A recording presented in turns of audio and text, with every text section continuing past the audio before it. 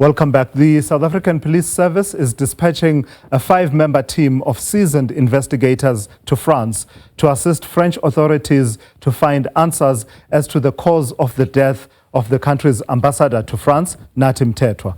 Mthethwa's body was discovered in a courtyard of the Hyatt Hotel earlier this week, where he is said to have been staying in a room on the 22nd floor. He is suspected to have died from a fall from that floor.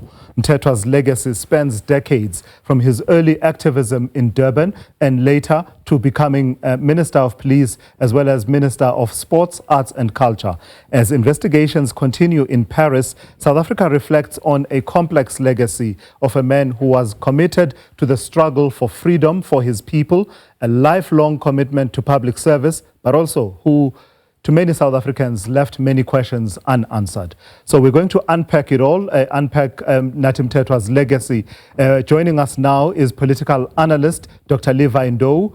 We also have the Police Ministry spokesperson Kamokhelo Mokgotsi to update us on the Police Ministry's decision to send a team to France, and we'll be joined by others who have interacted with the late former minister and now ambassador to France, Nathi Mthethwa. Among them, Walter Mgwena will also talk to us. So let's start with an update from you, Kamokhelo. Dispatching a team of 5 to France, what exactly is the mandate of this team? Well, the team will work alongside the French authorities, just in probing the circumstances surrounding former minister's death. So in essence, it's just to give us a sense of clarity with regards to these circumstances. But I think also just to clear up all the speculation that is seemingly running rife throughout South Africa as to what really happened. What is the informational basis that you have at the moment going to France? The interactions with French authorities, what is the working theory that you're going with, and the level at which the French authorities have shared what they know at this stage with South African authorities? Well, we do know that there has been a number of consultations between the National Commissioner of the SAPS, General Fani Masemola, together with his counterparts out in France. So those are obviously at an operational level. He has just informed the minister of the team that will be deployed, but we do believe that once the team has touched ground in France, they will then obviously keep updating the National Commission and also be in touch with the minister with regards to the events unfolding on the ground. So at this point, you know that there has been communication between the National Commission and the relevant French authorities. So just lastly, Kamokhelo, because I want to just deal with the issues from your side, because they are more of an update than it is about the reflections on the legacy of the minister, which we will do with Dr. Levi Ndou, as well as broadcaster and advisor, sports presenter and advisor Walter Mgwena. But I do want to just deal with the update from your side. So lastly, talk to me about the composition of the team. Who are these people that we are sending to France? What is their skill set, and how enabled are they to unravel an investigation happening in a completely different jurisdiction? And the team is going to be led by Major General Maqashalala. He is the Provincial Commissioner for Crime Protection in the Western Cape, and he alone has vast years of experience in detective work, and he has a whole lot of skill set. But also along with that, we have a whole detective that's part of this team. We also have a crime scene investigator as well as a forensic expert that will form part of this team, and lastly, a member from Interpol. So you can just see from this team that is being deployed, there's a vast experience amongst them collectively.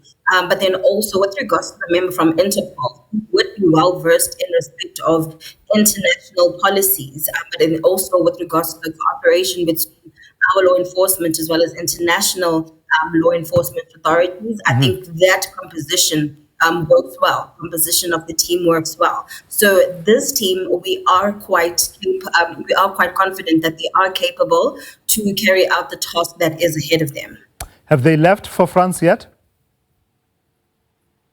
They leave today. They leave today, the 4th of October, and we anticipate that they will be there up until the 10th of October. However, they will advise if they would need more time.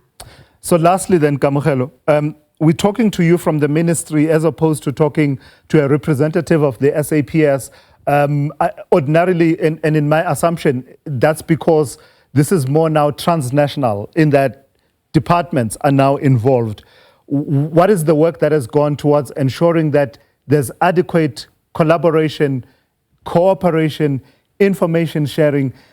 What I'm asking is, could we not face a situation where the team is on the ground in France and French authorities are saying, this is a crime that happened in France. It's going to be investigated by, well, not crime, let me not use that word. This is an incident that happened in France. It's going to be investigated in the French method by French investigators. We will just merely give you updates. Well, as advised, there have been extensive consultations by the National Commissioner because this is more of on an operational level. So the National Commissioner has been in touch with all the relevant French authorities, and there is consensus with regards to the role that will be played by the team that is being deployed from South Africa. But then also just to mention that the Department of International Relations and Cooperation is also aware of this deployment. And there is obviously that interdepartmental communication that is flowing, but also even on an international level. So all communication streams are open with regards to this. All right. Kamohelo, thank you for that. I think I'm happy for us to release you at this point because the rest of the conversation is about reflecting on the life and legacy of the late Nathi Mthethwa. That's Kamohelo Mokgotsi, who speaks on behalf of the police minister. Let's dive in then into reflecting into the legacy of the late Nathi Mthethwa. Let me start with you, Walter Mkwena, in studio. You worked with the late minister. This was at the latter stage now when he was Minister of Sports, Arts and Culture. I believe you worked as an advisor to the minister. Just your own reflections upon hearing of the news of his passing. Thanks, and good afternoon, Tula Sizwe, and the viewers at home. I think the shock, just getting a text from a former colleague, Mr. Mtobi Chamzashe, just saying, I see Nathi has passed away. First I was thinking maybe he's referring to somebody else. But upon reflection, I realized that the only Nathi that he could be referring to is the one that we've both worked under his leadership in the department. And I just became numb because first I wanted to understand what actually has happened. And then from then on, it's just been just in floating in this confusion, hearing all kinds of reports. And especially because not only having worked with the late former minister and ambassador, I've lived in that city. I know the hotel where this incident has happened. So trying to piece it together in my own way, it's been a very difficult moment, and also just trying to speak to other colleagues we've worked with, including yesterday speaking to Sispili and Putisfiso Teles. It's been a very difficult last couple of days. Yeah. The last thing we want, Walter, is to fuel speculation. That's not the point of the conversations we are having. We want to get your honest reflections to the best of your ability.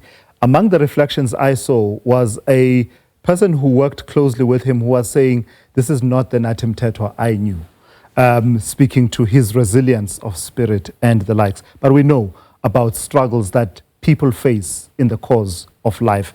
Generally. Just hearing the talk about how he died and some of what is being said about the working theory of the police and officials in France, how does that tally with your understanding of the man? Were you aware of any issues, mental health issues that may have been at play and the likes? Look, I mean, we all face all manner of challenges as human beings in our daily activities. Personal and professional, and but the man that I knew, and his character, very strong, very dedicated to serving the people of this country, and very passionate about his work. So to this day, I cannot reconcile the two. what is reportedly to have happened and all the speculation, and I refrain from operating in that speculative realm because it's not going to change anything. But I think the most important thing is to allow the processes and all the investigations that are taking place to give us a better view so that we all, can understand what exactly happened on that Hyatt Hotel on that day. Dr. Levi Ndou, let me bring you into the conversation. Just your overall reflections in terms of the work that Nathi Mthethwa did in the country, spanning, of course, from the early days as a youth activist in Klaarwater, in KZN, rising through the ranks of the ANC South African Youth Congress, ANC Youth League, later on in the ANC National Executive Committee, and then leading into serving in Parliament and in the executive. What kind of a legacy does he leave? Good afternoon, Tunasizwe. Good afternoon, Walter, and the viewers. Well, firstly, this is a very difficult moment, and I think for the family, the ANC, and the South African population in general, you wouldn't talk about Nathi Mthethwa and not talk about his party, the ANC. He is always one person who has always been an integral part of the ANC and its activities.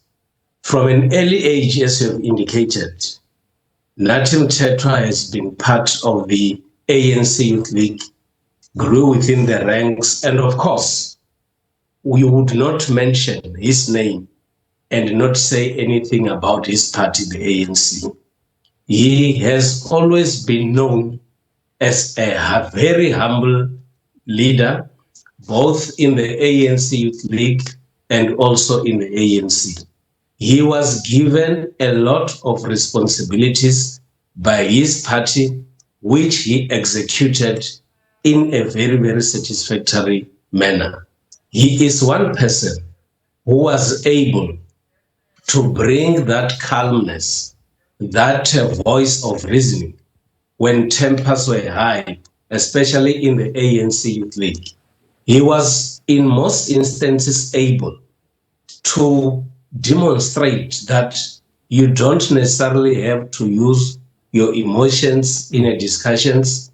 You need to cool down and ensure that whatever you do is done in a very peaceful environment.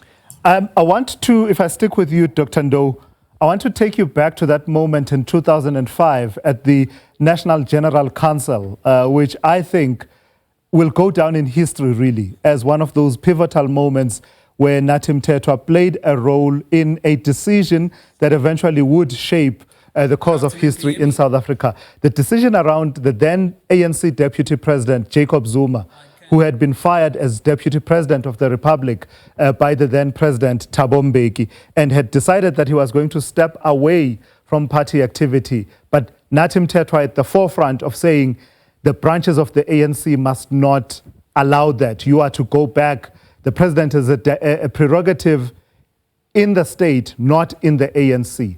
How critical a turning point in South Africa's history has that proven to be, for better or worse? 100%. After that General Council of the ANC in Pretoria, most people spoke about the boldness that was demonstrated by Nathi Mthethwa, but not only the boldness, his ability to convince the different delegates at that conference that maybe it is time that even though Jacob Zuma has been removed as the President of the Republic, he can still continue to serve the party. Remember, it was after a very intense discussions amongst the branches, and there was a grouping within the ANC that wanted Jacob Zuma out of the party at that moment. But I think he was very much persuasive and also very much diplomatic, because that is the moment where we did not see an emotional human being. We saw someone who was able to persuade the different groupings in the party that maybe that would be the best direction to be taken by the party. And he indeed successfully did that. All right, Walter, let me come back to you. In closing, just your reflections on how he fulfilled the position and role of Minister of Sports, Arts and Culture. Let's be honest, there was a lot of criticism around his leadership of that department. I remember the run-ins with various artists, occasionally, the harsh criticism, and of course, who can forget the whole idea of a 10-meter flag that would fly up in the sky. But that's part of the legacy. How do you remember the professional legacy in leadership of that ministry? Well, the first thing I would say, I often look at when people talk about a legacy, to use the words of one former French president, General Charles de Gaulle. He says, when people ask about the legacy, he said, close the coffin, close my coffin and then decide. And it depends on how people would have dealt with and interacted with a person. So where I sit and where I stand, first, he gave at the time a 39-year-old former broadcaster and a position to be his advisor in a very important role. So for me, there is a developmental and a transformational and an empowering legacy that as I continue the work that I do in various sectors of the country, I got that opportunity. Through him, I managed to sit in cabinet committee meetings. Through him, I managed to do a lot of work that transforms South African sport. I will focus on the part that deals with sport because I was the advisor on sport. Yes. The one legacy that I would remember of the late former minister and ambassador, when there were problems in cricket South Africa, he was the person, for the first time in the history of this country, that the memorandum of incorporation was changed of Cricket South Africa because all the challenges, the governance missteps that were taking place in Cricket South Africa were to do with the composition, the architecture of their board and how their governance was.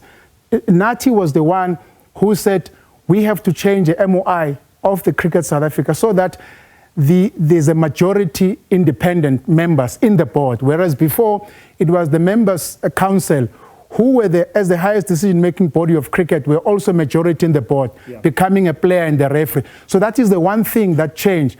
And now, if you look at Cricket South Africa, their latest triumph in England at the ICC Test Trophy that they won, it shows exactly the work that was done. And that was all Nathi Mthethwa. We found a SASCOC that was in complete disarray.